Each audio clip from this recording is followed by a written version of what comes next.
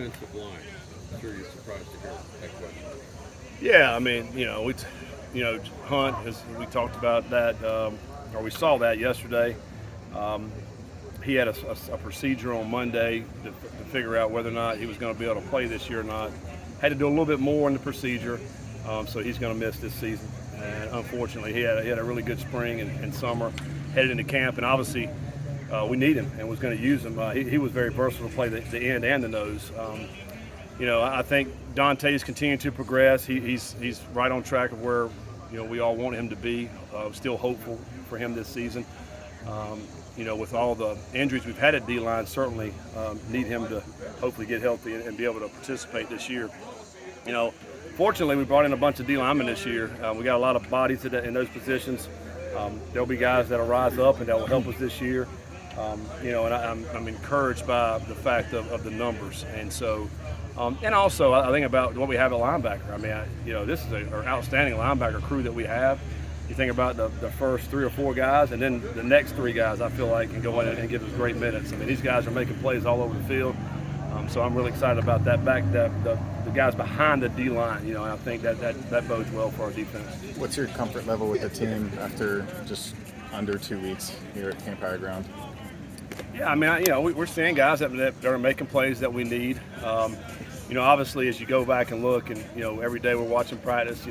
One side of the ball does well, the other side, does well the next series, and that's what you want to see. I don't think you want to see obviously one side of the ball just dominating. I think there's been some times offense has had won the series, and then the defense will come back and play really good. I mean, I think that's what you want to see. I mean, and we're playing a lot of guys right now. We haven't really isolated in on who's the starters. We're kind of mixing them up. We're still in red and black right now. We're kind of mixing a lot of guys around and trying to find the best guys at the best positions, particularly on defense. But we're pleased where we're at this point in camp. We'll have a good scrimmage on Friday to hopefully our last scrimmage where we can solidify some spots. Coach, as you continue to evaluate the quarterback position, what are you looking for from those guys as you kind of narrow down who's going to be your starter? Yeah, I mean, I think, certainly all 3 guys have done some good things this camp, and we're just looking for consistency. I mean, that's the bottom line. Being able to distribute the football to the guys that can make plays, get them the ball. So consistency in their passing, but also just consistency in their decision making and how they run the offense. We've worked a lot this camp on the technology piece, where they're getting the play and then they have to distribute that play to the guys up front. So they're continuing to play well. It's a good competition. It's a good battle right now, what we got going on. I feel good about the position. I mean, I don't think there's many schools that have 3 guys I feel like can go out and play. We got 3 different quarterbacks with some different skill sets. And so I think we're sitting in a good position right now. Are you looking at the same timeline for making that decision of a week or week and a half out from this? I think so. I just think it will help just overall your team to know, all right, who's going to try out there first. Mm-hmm. I do feel like all 3 of those guys will play this year, but I do feel like, as a football team, you want to know who the guy's going to try out first, who's going to be that quarterback that everybody can count on to make the plays. Although we got great respect for all 3 of them. I mean, I really believe our whole team respects all 3, really believe all 3 can go out and play and help us win. So hopefully we'll continue to be on that timeline, to where we can name a starter. Who are your candidates at nose? Everyone knew about Dante, knew about Jalen, but from there, it seems like interchangeable right now. Well, that's what it is. I mean, if you name them, they're probably a candidate, is what I would say. We've put about 4 or 5 different guys in there over these 2 weeks of practice. And I really believe it's going to be by committee. Obviously Dante's the best. If he's healthy, he's going to go. He'll be the first guy out. Then after that, we're just going to have to see. I mean, Cam Rutherford, he came back a little bit yesterday and today, not much, but if he's back, he'll certainly be in the mix. I think that has a lot of ability. But it's going to be 3 or 4 guys that'll be able to rotate in, and that'll be another spot where we kind of, as we get closer to the game, figure out, all right, who's going to be in that rotation. We're still figuring that out. Kamari's gotten some looks there. Yeah. How do you think he's done? He's a little he's a different kind of player. He uses the quickness more so than the power. So there'll be times where we'll want him to be in there, potentially if, 3rd down. We're trying to get more of a pass rush, get a quicker guy in there to cause some havoc. Because we'll twist those guys a lot, and he'll use that speed. But you're right. I mean, if it's a first down, it's a run down, maybe not being there because of the not as heavy as you need to be at the nose position. Keelan Smith's a name people might not know. Walk on. He's got the size. How has he been progressing? He does. Keelan's he's really progressed well. If I look at from last year to this year, he's gotten reps at the nose. He does. He's strong. I mean, extremely strong. He'll be a guy I think can get in there and plug a gap. If it's a run down for sure, to where he can take that A gap and hold that A gap, he can do that.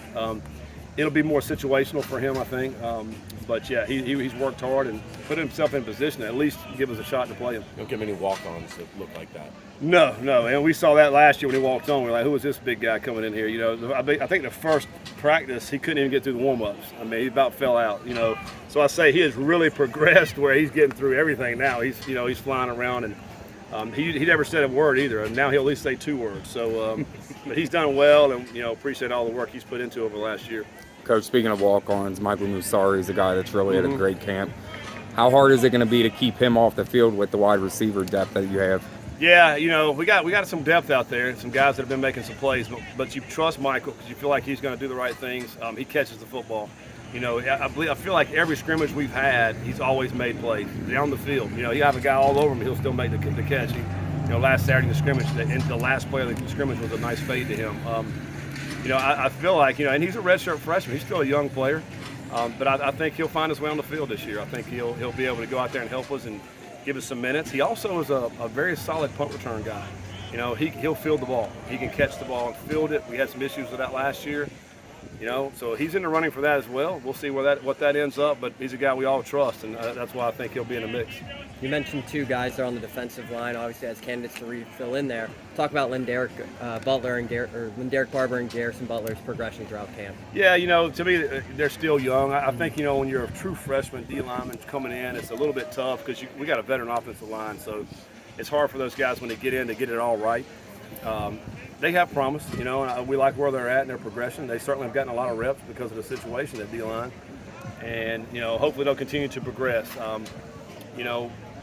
I think Marquez Parker's a guy who maybe could see some time this year because he does have the twitch, at 275 pounds, and so he'll be a guy that, as we start to hone in on game plan, I feel like he'll be able to get into the mix and actually play this year. Varner's a guy that's had a lot of reps over the years. I assume he's in this mix too. Yeah, I mean, Varner's in the mix too at the defensive end position.